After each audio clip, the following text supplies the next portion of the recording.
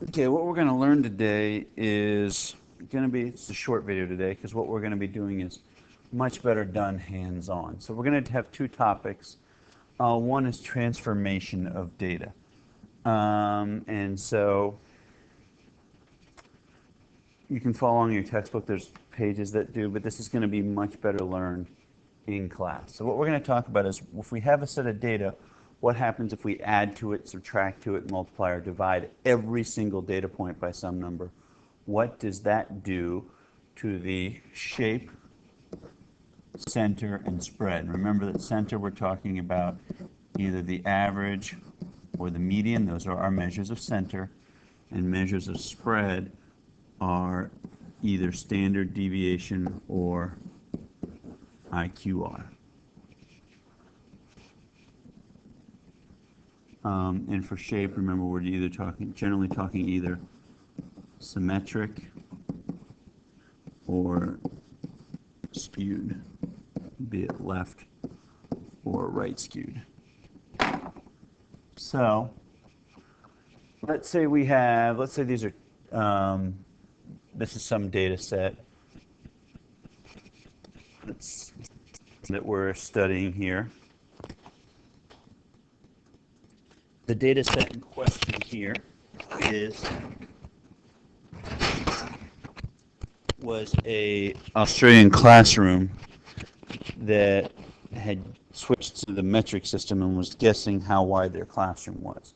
And so this is the error. And so these are each student in the class guessed, and clearly there were some people who still tried to do it in feet instead of meters.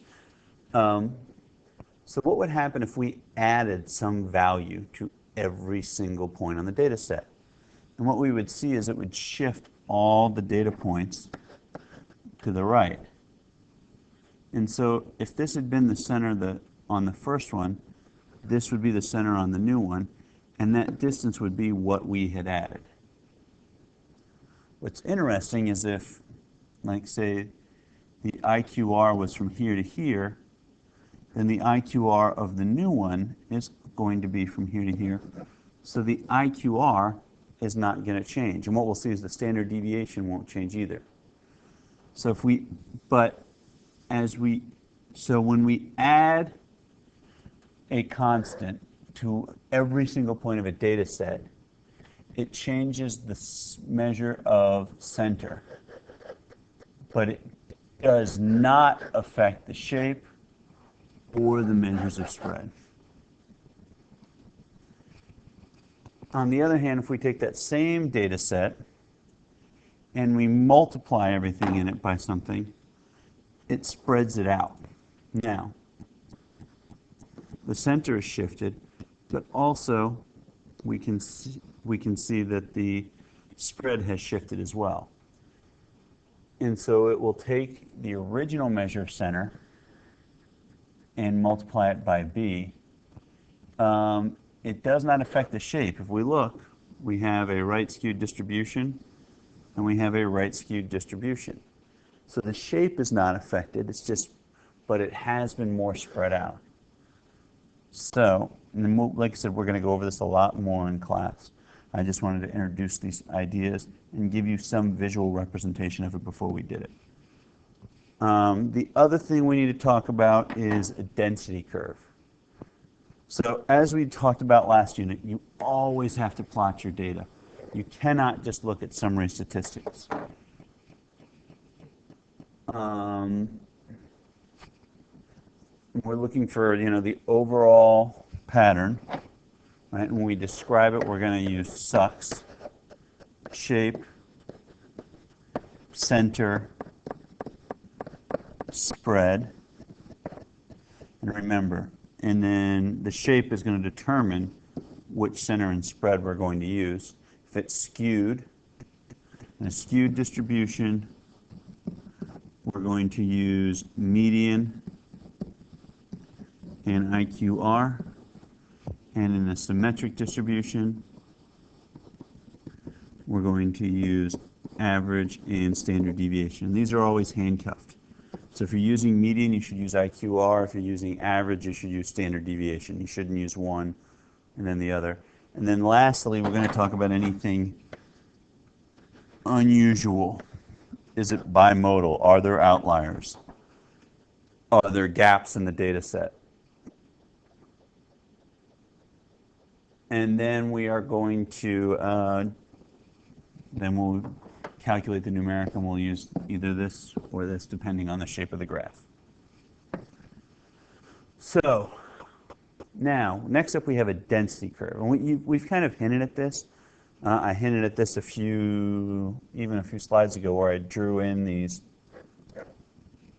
red lines. A density curve is an approximation where we show, like, if the data was pure and smooth and continuous, what would the overall shape look like?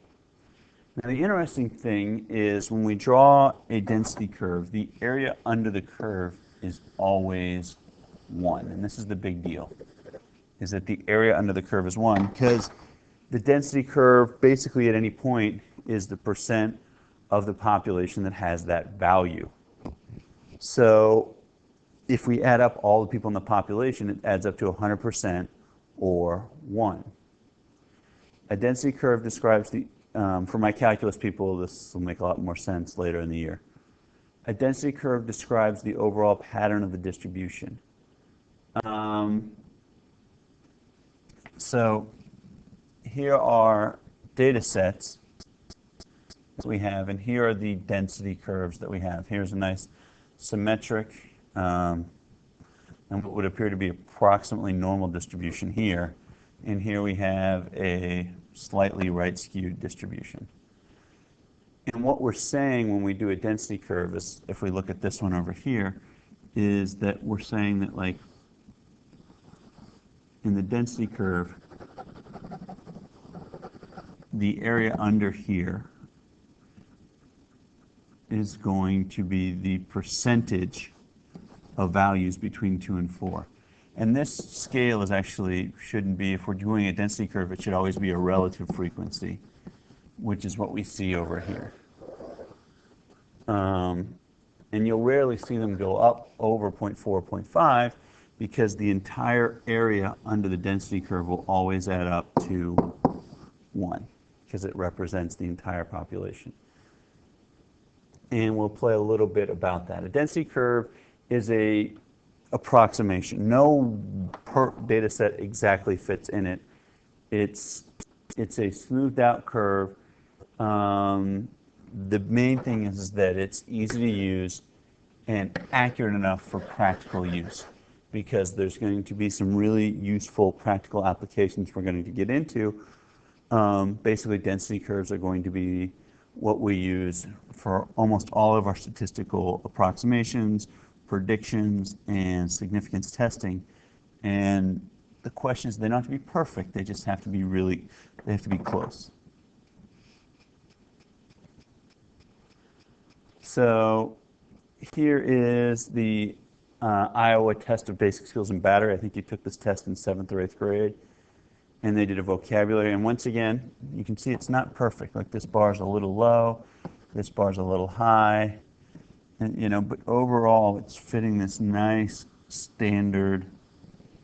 And what we will learn is a normal curve is the approximation.